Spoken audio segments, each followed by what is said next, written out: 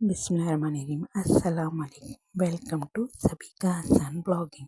जब रहमान से मांग रहे हो तो यकीन के साथ मांगो, फिर मुमकिन नामुमकिन की उलझन में मत पड़ो। जिससे तुम मांग रहे हो वो खजानों का बादशाह है।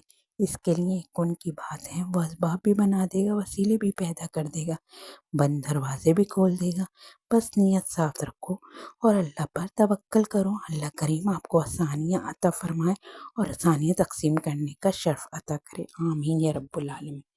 तो जी, आज हमने सबसे बेस्ट तरीके से छोले बनाए, और ऐसे कि आप रेस्टोरेंट जाना भूल जाएं। तो पहले मैंने 1 कप छोले रात भर भिगो दिए थे। फिर उससे मैंने जो है पानी हटा के उसमें छोले डाले पतीली में। फिर उसमें कम से कम 3 से 4 दरमियानी प्याज डाली और 1 आलू बड़ा डाल दिया उसमें कट करके, और उसमें पानी डाल दिया।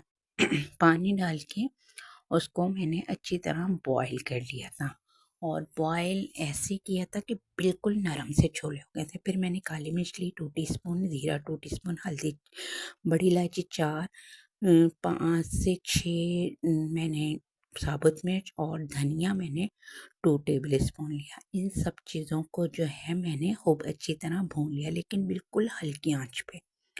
बिल्कुल तेज़ आंच नहीं कीजिएगा, हल्की आंच पे इसे भूनिएगा, ताकि इसमें से भीनी-भीनी सी जब खुशबू आने लगे ना, तो बस इसे उतार के इसे ठंडा करके इसे जो है ग्राइंड कर लिएगा, लेकिन दरदरा सा ग्राइंड कीजिएगा, बहुत बारीक नहीं पीसिएगा।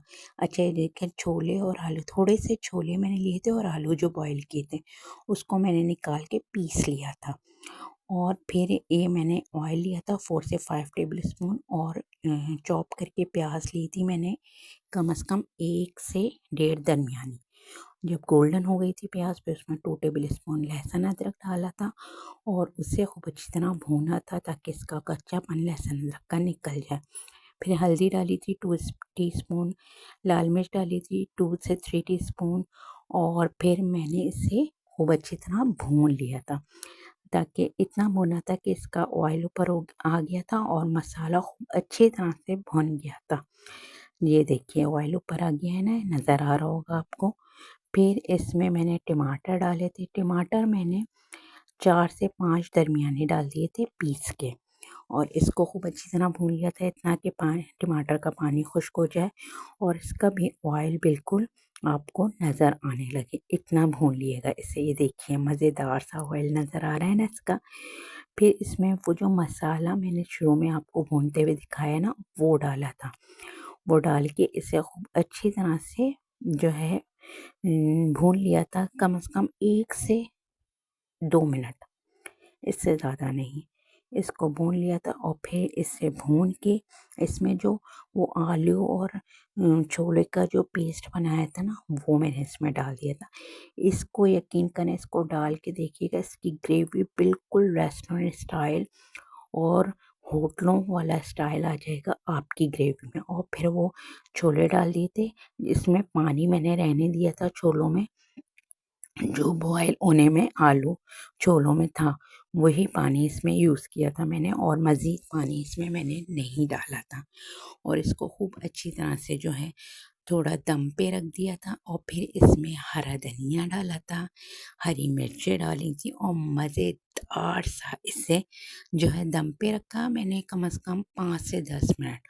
और ये मेरे मज़ेदार से बिल्कुल रेस्टोरेंट स्टाइल जो हैं छोले तैयार हो गए थे। और आपको अगर ये छोले पसंद आ रहे हैं ना, तो जल्दी से जाइए और बनाइए। अरे ठहरिए, पहले मेरे चैनल को सब्सक्राइब कर दीजिए बेल आइकन के साथ। और जी, मेरी वीडियो को लाइक और शेयर तो आप करेंगे इंशाल्लाह, और मुझे अच्छा सा प्यारा सा ब्यूटीफुल सा फीडबैक भी ज़रूर दिएगा। और इसे अदरक, हरा धनिया और हरी मिर्चों से गार्निश करके अपने मेहमानों के सामने पेश किएगा। आप इसे दावत में भी बना सकते हैं, यकीन करें आपकी वाह वाह हो जाएगी ज़बरदस्त किस्म की। आप इतने मज़े के छोले बनेंगे ज़बरदस्त से, क्योंकि मैंने छोलों के बहुत से तरीके आपको बताएं, ये सबसे बेस्ट तरीका है बहुत ही ज़बरदस्त, बहुत ही आसान।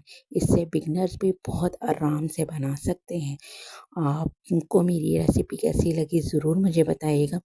लग रही है ना माउथ वाटरिंग सी, टेम्पटिंग सी रेसिपी, और यकीन करें इतने मज़ेदार से, क्योंकि ये छोले आप डिनर में खाना चाहें, लंच में खाना चाहें, ब्रेकफास्ट में खाना चाहें, जिसमें भी खाना चाहें आप इंजॉय कर सकते हैं और ज़बरदस्त किस्म से इंजॉय कर सकते हैं।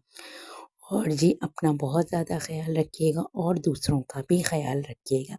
मैं आपसे इजाज़त लेती हूँ। अल्लाह हाफ़िज़।